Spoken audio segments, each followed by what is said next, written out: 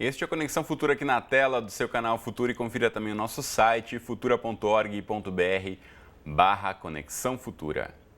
E a região da zona portuária do Rio de Janeiro é considerada pelos pesquisadores como a primeira periferia do Brasil. Durante o Império, o local passou a ser o centro do comércio do país. Era por ali que recebíamos o ouro e os diamantes de Minas Gerais, tão importantes para o desenvolvimento das relações comerciais. Mas a região ficou marcada também por um triste capítulo da nossa história, o comércio escravista. Pelo Cais do Valongo, localizado no porto, recebemos o maior número de trabalhadores escravizados em todo o continente americano. Pessoas que chegavam aqui para trabalhar nas lavouras de café do Vale do Paraíba, conhecida também como Pequena África. Essa região do Cais do Valongo foi tema de uma exposição no mar, Museu de Arte do Rio. E quem conversa com a gente então sobre esse assunto é a Clarissa Diniz, que é curadora do projeto Do Valongo à Favela, Imaginário e Periferia. Clarissa, tudo bem com você? Bem-vinda à Conexão Futura. Obrigada, tudo bem sim. Bom, quero começar a ouvir de você de onde surgiu essa ideia, né? A gente sabe aí que surgiram várias descobertas nos últimos anos em relação a essa região, após umas obras que acontecem na região central do Rio de Janeiro. Então, por que realizar esse projeto? Eu estou até aqui com um livro que eu mostro depois mais em detalhes, mas fala um pouquinho dessa iniciativa para a gente. O MAR, né, o Museu de Arte do Rio, é um novo morador da região, né? O museu foi inaugurado há menos de 3 anos e chegar nesse território é, claro, um desejo de conhecer melhor e de se engajar com os desafios, né, e, enfim, as grandes questões da região. Por isso o desejo não só dessa exposição, mas uma série de programas do museu de estudar, participar e, enfim, agir com as pessoas que têm feito a história dessa região ao longo de tantos séculos.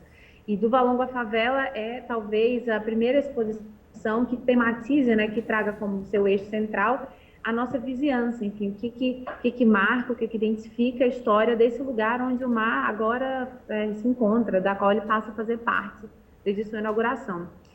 Exatamente, como Clarissa mencionou, a relação, o MAR foi inaugurado há menos de 3 anos, recentemente, agora o Museu do Amanhã, que fica em frente na Praça Mauá, então aquela região está muito em foco agora, mas por muito tempo passou até esquecida ali em relação a obras, ela está sendo revitalizada e com isso novas descobertas, né? Deixa eu mostrar aqui para a nossa câmera algumas imagens do livro sobre o Cais do Valongo aqui, do Valongo à Favela, enquanto eu pergunto para a Clarissa em relação... Tem belíssimas imagens aqui. Fala um pouquinho para a gente sobre essa pesquisa que resultou em imagens antigas, muitos registros também de pinturas e fotos, né? Fala para a gente um pouquinho sobre esse trabalho, Clarissa.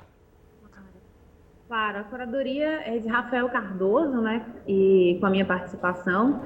E assim como a gente tenta fazer aqui no MAR, ela reúne obras e artes de épocas diversas, né? No caso dessa região, especialmente a partir do século XVIII em diante, a obras contemporâneas, né? Tentando pensar essa história a partir da sobreposição de tempos distintos, não pensar unicamente a partir de uma perspectiva documental, né? Do que contaria essa história a partir de uma espécie de fonte primária, mas entendendo que o contemporâneo junto com o histórico é nessa dobra, né, nesse atrito que a gente consegue pensar criticamente a história. Então, a exposição intercala o tempo inteiro, não só obras, mas também documentos históricos com trabalhos e documentos contemporâneos e numa variedade de tipos que vão de uma pintura à capa de um disco, a uma revista, uma gravura, um objeto, instalação, um vídeo, enfim, de fato existe uma transversalidade, né, entre objetos de diversas naturezas e status, digamos assim, para o mundo da arte e da cultura.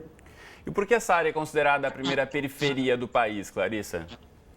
Na verdade, essa é uma hipótese da exposição, né? A exposição trazia essa provocação. Na verdade, o título da exposição foi Imaginário e Periferia, mas trazia uma certa sugestão de que essa teria sido, se não há, mas uma das primeiras periferias do Brasil pelos grandes marcos de sua história, né? No período colonial, essa foi, como você falou, a região marcada pelo tráfico, né, de indivíduos escravizados. Então aqui você tinha todo o percurso relativo à economia da escravidão, o desembarque desses passageiros, o lugar onde eles ficavam depositados, enfim, era essa palavra.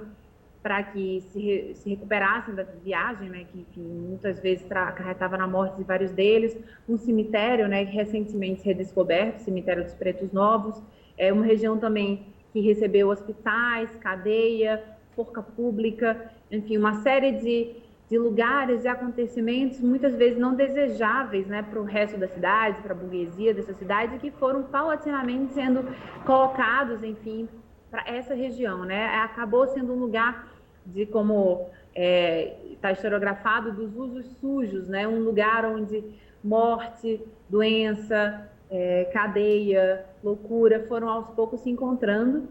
E a isso se somou uma cultura muitas vezes entendida como misteriosa, enigmática, vinculada sobretudo aos rituais de espiritualidade afrodescendente, que era uma grande marca dessa região. Enfim, é um lugar com terreiros históricos, onde a prática da espiritualidade africana é super forte até hoje, e é claro, das grandes contribuições dessa região, não só para a cidade, mas para o Brasil. Também a marca da prostituição, um pouco mais adiante, há uma presença do tráfico, e tudo isso foi corroborando para uma imagem muitas vezes vista como maldita, como assustadora por parte do resto da cidade que não frequentava e que estereotipava, enfim, e lia essa região a partir de uma série de preconceitos. Clarice, deixa eu só interromper você rapidamente, eu vou mostrar aqui uma imagem novamente na tela, estou ilustrando, mostrando fotos e ilustrações do livro. Aqui a gente tem a imagem do Porto do Rio de Janeiro com um plano, um projeto de obras de 1907, e nessa época principalmente, muito foi feito por ali e foi até soterrada parte dessa história com essas obras. E isso foi redescoberto recentemente aí, após esses novos projetos de revitalização da zona portuária do Rio. Conta pra gente um pouquinho como foi esse momento também, né, dessa redescoberta da história a partir das escavações e parte dessa história que estava literalmente debaixo da terra. Essa história nunca esteve exatamente embaixo da terra, ela é muito viva para quem estuda, se dedica e mora nessa região, né?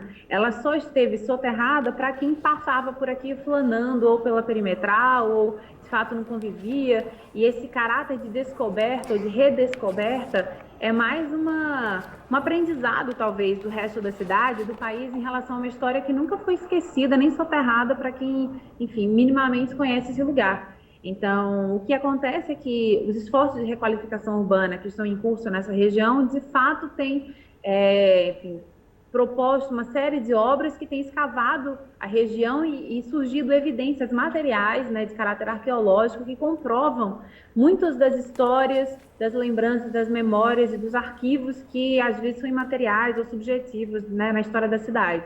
Como exemplo do encontro, né, desse reencontro com o cemitério dos Pretos Novos, que é a evidência arqueológica da existência da escravidão e da importância desse lugar para a história da escravidão no mundo. Mas, claro, você fala dos projetos de reformulação urbana que existem desde o final do século XIX, começo do século XX, e que chegam até hoje. Então, vê-se que é uma região que também não tem saltado aos olhos, né, da cidade somente agora. Não, ela sempre esteve num lugar de importância, a ponto de ter sido, enfim, um centro de importantes reformas no começo do século XX, sobretudo identificadas com a gestão de Pereira Passos. E nesse processo é super importante destacar a criação, enfim, o surgimento, a ocupação do Morro da Favela, hoje chamado Morro da Providência, que foi possivelmente de onde veio o nome favela para designar esse tipo de ocupação urbana, né, enfim, que se espalhou pelo Rio de Janeiro, e por isso também o marco da ideia de periferia vinculada à ideia de favela, né, não só a questão da escravidão e da atribuição a esse lugar, né, de uma dimensão periférica por conta da escravidão, mas também a ideia da favela. São dois marcos importantes que estiveram marcando a história desse lugar, que apesar de ser central, foi muitas vezes periferizado. Sem dúvida. É uma história aí que tem muito a ser desbravada ainda. A gente, infelizmente, está chegando ao fim do nosso tempo, mas quero agradecer, então, a Clarissa Diniz por ter conversado conosco no Conexão Futura, falando um pouco mais sobre esse projeto tão bacana. Obrigado, Clarissa. Obrigada a vocês. Até mais. Até mais. Mostro aqui, então, a capa do livro do Valongo, A Favela, Imaginário e Periferia. E aproveito também, enquanto mostro a capa do livro, vou aqui para a internet mostrar o site do Museu de Arte do Rio de Janeiro, onde você pode ter outras informações aí sobre as exposições que rolam por lá no Mar para os íntimos. Então, se você não conhece ainda aí o catálogo do Mar, acesse o site, que é museudeartedorio.org.br, essa belíssima vista aqui que passou para você em imagem da Baía de Guanabara. E na próxima entrada do Conexão Futura a gente volta aqui falando sobre um sentimento que provavelmente todo mundo já sentiu, inclusive você, que é o ciúme. Então não perca essa discussão, a gente volta daqui a pouquinho com mais Conexão Futura e eu espero você. Até já!